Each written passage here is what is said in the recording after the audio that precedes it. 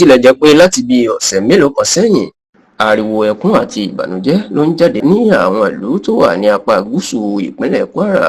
ìyún Southern Kwara, ìyún tàbí ká ní Kwara South ní ìpínlẹ̀ Kwara lọ́hùn. Ṣùgbọ́n lọ́sẹ̀ tó kọjá yìí, ìyún lópin ọ̀sẹ̀ tó yẹ àṣẹ̀ṣẹ̀ lò tán yìí, ní ìròyìn ayọ̀ kan ló máa tẹ̀ wọ́n lọ́wọ́ nígbà tí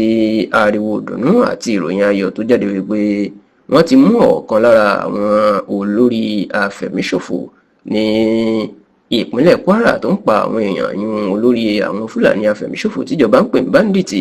èyí tí wọ́n ń pè ní Maidawa, tí wọ́n náà ti mú balẹ̀ tó sì ti pa nípakúpa dànù sí inú igbó kan tó wà nílùú Ìṣánlù níjọba ìbílẹ̀ Ìṣìn ní ìpínlẹ̀ Kwara. Kì í ṣe ìròyìn mọ́ pé ìlú Kwara, ìpínlẹ̀ Kwara, pàápàá gúúsù Kwara, South Kwara, ó ń ṣẹ̀jẹ̀ báyìí gidigidi o, tó sì jẹ́ pé bí ẹ̀mí ṣe ń ṣòfò, ìní dúkìá ń ṣòfò, tí wọ́n sì ń jí àwọn èèyàn gbé bó ṣe wù wọ́n. Gbogbo àwọn ìjọba ìbílẹ̀ bíi Ìfẹ́lódùn, Ìṣìn, Èkìtì, Pátìgì, Ẹdù àti bẹ́ẹ̀ bẹ́ẹ̀ lọ, ìní àwọn Fúlàní afẹ̀míṣòfò tíjọba fún lórúkọ báńdíìtì iná ti ń ṣọṣẹ́ gidigidi tí wọ́n ń pa àwọn èèyàn nípakúpa bó ṣe wù wọ́n, tó sì jẹ́ pé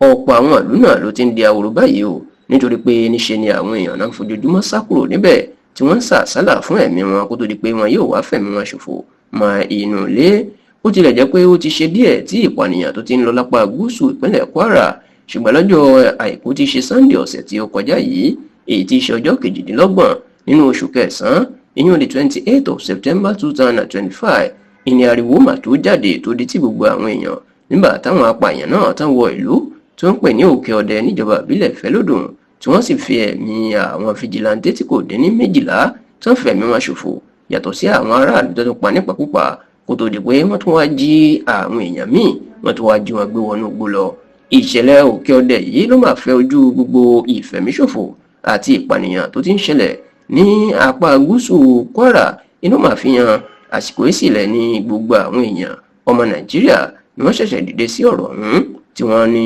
àsìkò tó kí ìjọba kó gbé ìgbésẹ̀. Ṣáà pẹ̀lú bínú àwọn ará agbègbè Kwara South bó ṣe wá bàjẹ́ kọjá sísọ tí ò sí ròyìn ìdùnnú fún wọn láti bí ọ̀sẹ̀ mélòó kan. Òpin ọ̀sẹ̀ tó kọjá ní ariwo ìdùnnú ló jáde fún wọn nígbà tí ìròyìn jáde pé Maidawa tó jẹ́ ọ̀kan pàtàkì lára àwọn ọ̀gá àwọn Fúlàní apààyàn tó ti ń pa wọ́n nípakúpa ń bẹ̀ tó ń fẹ̀mí wọn ṣòfò, pé ọwọ́ pálábẹ̀ ti ṣẹ́gi, wọ́n sì ti rán òun náà lọ sí àjùlé ọ̀run. Àsìkò tí àwọn agbófinró tí wọ́n ń tú inú igbó tó jẹ́ ààlà láàrin ìpínlẹ̀ Kogi àti Kwara wò, iná kan Maidawa àtàwọn ọmọ ogun ẹ̀ nínú igbó kan nílùú Ìṣánlù níjọba ìbílẹ̀ Ìṣìn. Bẹ́ẹ̀ náà dojú ìjà kọ wọ́n tán sì rí Maidawa tí wọ́n rí pa nípakúpa. Níṣe nínú àwọn ará agbègbè Kwara South nínú wọn dùn, tí wọ́n sì ń gbàdúrà fún Maidawa lọ́nà ọ̀run pé àkútú ń kú ẹ̀ lọ́nà ọ̀run o, ìwájú tó kọ ò ní dára, bẹ́ẹ̀ náà lẹ́yìn ẹ̀ náà èyí tó bá